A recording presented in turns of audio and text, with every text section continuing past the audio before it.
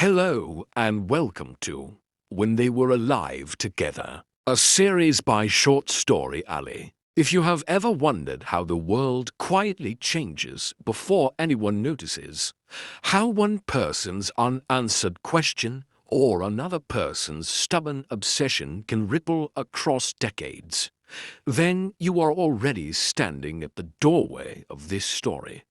History rarely moves with applause. It moves while people are doubting themselves, being ignored, or working in obscurity, unaware that their ideas are about to collide and reshape everything. Here is Episode 1, The Man with Lightning and the Boy with Questions. Introduction. In 1856, in a small village called Smiljan, in what was then the Austrian Empire, a boy was born during a violent thunderstorm. The midwife reportedly crossed herself and said the child would be a child of darkness. His mother replied, "No, he will be a child of light." The boy's name was Nikola Tesla. 23 years later, in 1879, in the quiet German city of Ulm, another boy was born. There was no storm that night, no prophecy. Just a silent infant with an unusually large head, who would speak later than most children and frustrate nearly every teacher he encountered. His name was Albert Einstein. They were alive at the same time. They worked in different worlds. They never met. Yet modern civilization sits at the intersection of their ideas. This is not coincidence. This is how history actually works. Act 1. The World of the Inventor. By 1884, Nikola Tesla arrived in New York City aboard the steamship SS Oregon.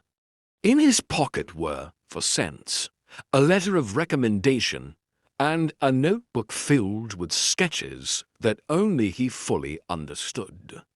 The letter was addressed to Thomas Edison and famously read, "I know to great men, and you are one of them. The other is this young man." Tesla was not chasing fame. He was chasing order. Raised by a mother, Cooker Tesla, who invented mechanical tools in her spare time, Tesla learned to visualize machines entirely in his mind. He did not build by trial and error. He built by precision. He saw rotating magnetic fields before copper wire ever touched a table. At a time when direct current DC dominated electricity, Tesla envisioned alternating current AC, a system that could transmit power across vast distances with far less loss. This was not merely technical innovation. It was philosophical. Electricity, Tesla believed, should move freely. It should serve humanity, not chain it to centralized control. By 1887 to 1893, Tesla's AC system, backed financially by George Westinghouse, defeated Edison's DC in what history now calls the War of the Currents.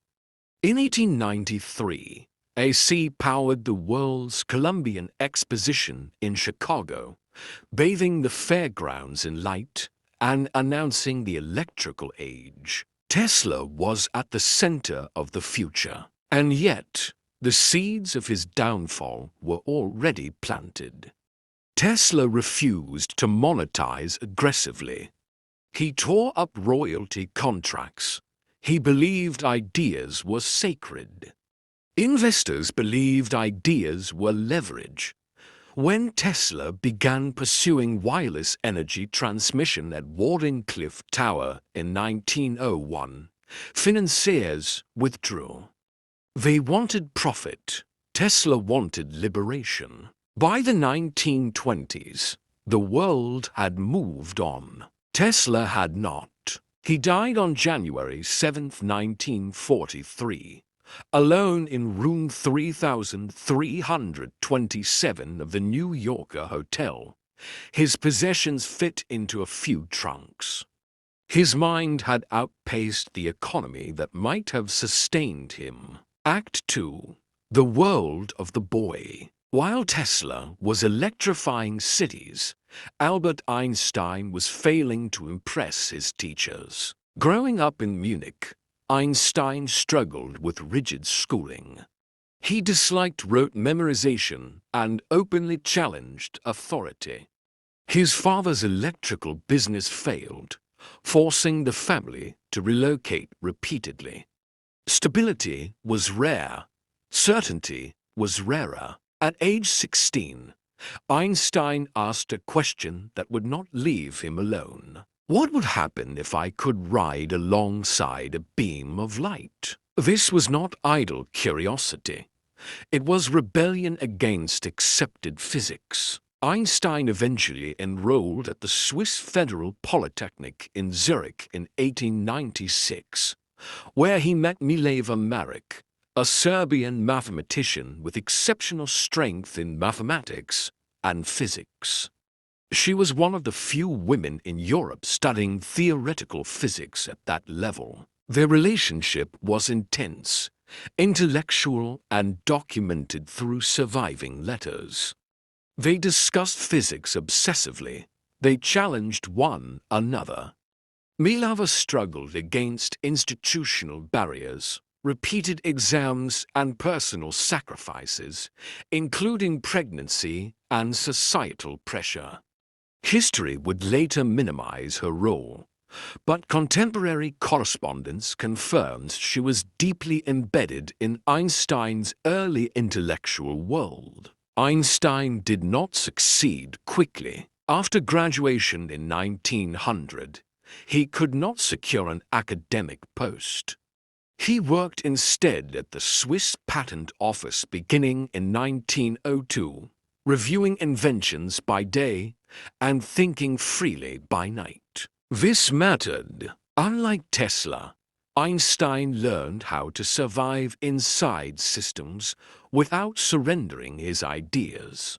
Act 3. The Invisible Connection. It was through the careful study of the patterns underlying other people's work, and by relentlessly turning those ideas over in his mind, that he uncovered the missing link that would secure his place in the annals of history. By 1905, often called Einstein's Onus Mirabilis, he published for papers that reshaped physics, including special relativity and the photoelectric effect. These ideas did not emerge in isolation. Tesla had made electricity measurable, repeatable, and widespread.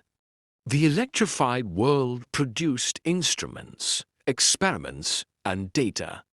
Einstein worked with abstractions, but abstractions grounded in a physical reality Tesla had helped engineer. Tesla bent nature with machines. Einstein bent understanding with equations. Mileva worked in the space between, where mathematics meets imagination. Ideas do not require introductions. They inherit environments. Act 4. The Irony of Time. Tesla believed the future would recognize him. Einstein ensured the present would support him. Einstein accepted institutions, navigated academia, and communicated strategically. By 1919, after experimental confirmation of general relativity, he became globally famous. He lectured, he published, he positioned himself. Tesla rejected compromise. He trusted posterity. By the time Tesla died, Einstein was advising governments and shaping modern physics. Yet Einstein openly acknowledged Tesla's brilliance, once calling him one of the greatest inventors of all time. History does not reward purity. It rewards alignment. Tesla caught his idea through vision so vivid it bordered unburden. Einstein caught his through a question he refused to abandon. Mileva carried hers through persistence in a world that did not make space for her. None of them became legends overnight. Their turning points were not moments of applause. They were moments of refusal. Refusal to stop thinking. Refusal to conform. Refusal to let curiosity die. They were alive together. They were part of the same chain. History is not built by lone geniuses. It is built by people unknowingly preparing the stage for someone else. And right now, someone you have never heard of is doing exactly that. Next time, we'll explore how a composer reshaped a hero's identity and why a general's decision shattered a musician's soul. This is Short Story Alleys when they were alive together. Thank you for listening till the end.